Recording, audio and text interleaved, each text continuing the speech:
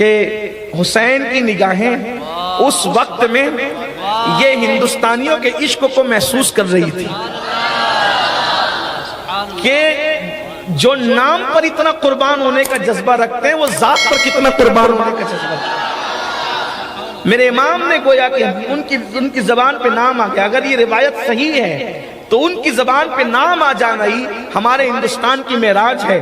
اور ہم کہتے ہیں مولا اگر واقعی آپ تشریف لے آتے، میرے مولا اگر واقعی آپ تشریف لے آتے تو آپ دیکھیں، ارے آپ کے بعد تو آپ کا شہزادہ آیا، خدا کی عزت کی قسم، مشرق سے لے کے مغرب تک، شمال سے لے کے جنوب تک، کسی بھی بڑے بزرگ کی مزار پر اتنے پھول نہیں چڑھتے جتنا ہندوستان میں غریب نواز کے مزار پہ چڑھتے۔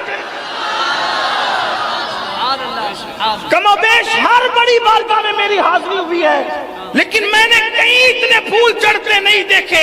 بغداد معلیٰ گیا غوث اعظم کے یہاں، میں نے وہاں بھی اتنے پھول چڑھتے نہیں دیکھے۔ خود کربلا گیا، میں نے وہاں بھی یہ مزاج نہیں دیکھا۔ لیکن ہندوستان میں میرے خواجہ کی چوکھٹ ایسی ہے کہ دن میں کئی مرتبہ لوگوں کو دروازہ بند کر کے پھول ہٹانا پڑتے ہیں۔ اللہ اکبر۔ یا میرے مولا جب تیرے بیٹے کی اتنی عزت کرتے ہیں، اگر آپ آ جاتے تو ہند والوں کی عزتوں کا عالم کیا؟ نعرہ تکبیر، نعرہ رسالت، خواجہ کا ہندوستان، ذکر شہدائے کربلا، سبحان اللہ سبحان اللہ۔ لیکن آپ نہیں آئے، اس کا دکھ ہے، مگر اس پہ شکر بھی ہے، آپ نے اپنے شہزادوں کو بھیجا۔ کوئی کم نہیں ہے یہاں، غریب نواز امام حسین کے شہزادے، غریب نواز کی شکل میں امام حسین ہمارے یہاں ہے، محبوب الہی امام حسین کے شہزادے، مخدوم اشرف جہانگیر سمنانی امام حسین کے شہزادے، صابر کلیر امام حسین کے شہزادے، قطب الدین بختیار کاکی امام حسین کے شہزادے، بندہ نواز گیسو دراز امام حسین کے شہزادے، ہمارے مرشد سرکار صاحب البرکات امام حسین کے شہزادے، وارث دیوا امام حسین کے شہزادے، یہ سارے شہزادے، بلکہ یہ بھی کہہ دوں جتنے شہزادے حسین کے ہمارے ہندوستان میں ہیں، جن کے گنبد چمک رہے ہیں، تو گویا کہ مولا حسین کا فیضان اور ان کے فیض و برکات ہم پر یوں ہی واہ ہے الحمدللہ، اور یہ جاری رہے گا۔ تو امام علی مقام علی جدی علیہ السلام کی یہ تجویز بھی انہوں نے رد کر دی، اور اچانک امام علی مقام 9 محرم کو دوپہر کے وقت خیمے کے دروازے پر بیٹھے تھے، ہاتھ پر ہاتھ رکھ کر تلوار پر، اور رکھ کر کے آپ نے یوں تھوڑی، یہ تھوڑی کہتے ہیں اس کو، یوں تھوڑی ایسے تلوار پہ رکھی تھی، اور آپ کی آنکھ لگ گئی۔ جب آپ کی آنکھ لگی تو آپ نے دیکھا کہ نقارہ بج رہا ہے۔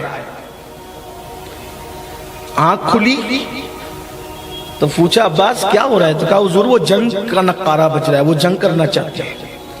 امام نے فرمایا وہ جنگ کرنا چاہتے ہیں؟ پھر آپ نے کہا اِنَّا لِلَّهِ وَإِنَّا إِلَيْهِ رَاجِعُونَ۔ کیا ہوا؟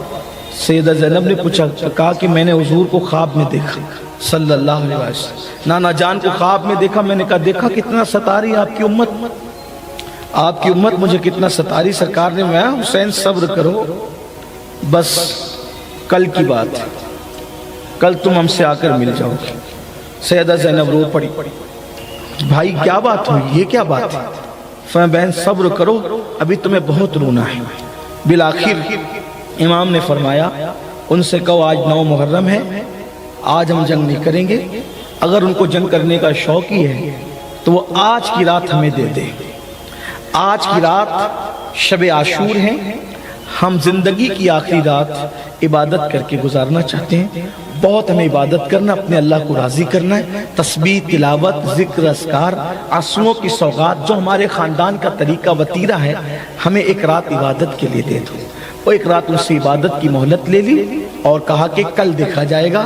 اور پھر وہ 9 محرم کا سورج غروب ہوا فرات کے کناروں پر، اور 10ویں کا چاند گویا کہ طلوع ہو گیا کربلا کے ریگزاروں پر۔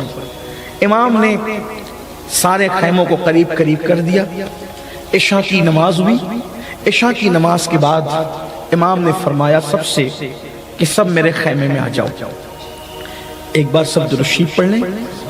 اور میری گزارش ہے جو کھڑے ہیں اگر وہ بیٹھ جائیں تو مجھے تھوڑا سا دل پر بوجھ لگ رہا ہے کہ لوگ کھڑے ہوئے ہیں. اگر وہ بیٹھ سکتے ہوں اچھا جگہ کیچڑ کرم و آلہ و صحبی و بارک وسلم. صلاۃ و سلام علیک یا رسول. ایک بار نبی اور آل نبی پر درود شریف بلند آواز. اللہم صلی علی سیدنا مولانا محمد معدن الجود والکرم و آلہ و صحبی و بارک وسلم.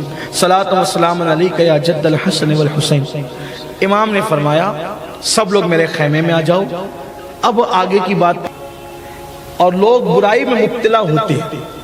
کچھ ایسے ہیں جنہوں نے عشاء نہیں پڑھی ہوگی اور جا کر بھی انہوں نے نہیں پڑھنا ہے.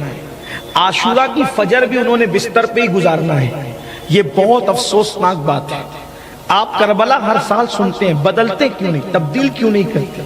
بلکہ کسی مفکر نے کہا تھا کربلا تو انقلاب کا نام ہے, پھر کربلا سن کر انقلاب آتا کیوں نہیں, بدلتے کیوں نہیں؟ وہی برائیوں میں, وہی جرائم میں, وہی بے نمازی پن میں, وہی نظروں کی گندگی میں, وہی حرام لقمے میں, وہی جو ہے اللہ رسول کی نافرمانی میں. نہیں, ہمیں بدلنا ہوگا. نیت کرو, امام علی مقام کی روح اقدس سے مدد طلب کرو, ان کے وسیلے سے دعا کرو کہ اللہ ہم سب کی زندگیوں کو بدل دے, ہماری زندگی میں انقلاب برپا کر دے. عشاء کی نماز کے بعد میرے امام نے فرمایا سب لوگ میرے خیمے میں جمع ہو جائیں. سب کو جمع کیا.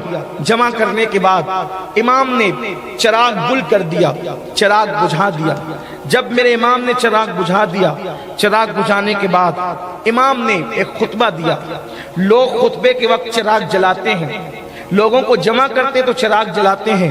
میرے مولا نے اس وقت چراغ بجھا دیا, یہی شب تھی. اور چراغ بجھا کر میرے مولا نے فرمایا امام حسین نے کہ جیسے وفادار ساتھی مجھے ملے ہیں ایسے وفادار ساتھی ملنا آگے کے بعد مشکل ہے.